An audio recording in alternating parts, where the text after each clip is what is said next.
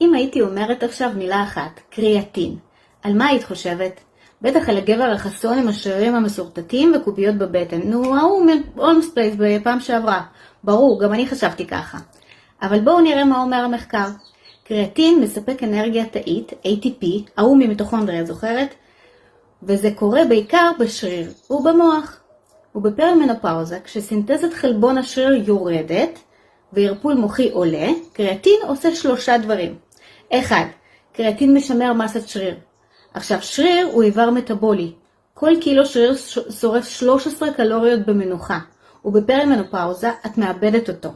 אז קריאטין יעזור לך לשמור עליו. 2. קריאטין משפר זיכרון פעיל ותפקוד קוגניטיבי. כן, קריאטין הוא בשביל המוח, לא רק בשביל השריר.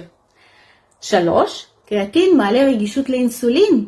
כשגלוט 4 יורד בגלל נסיגת אסטרוגן, כל עזרה מטאבולית תתקבל בברכה.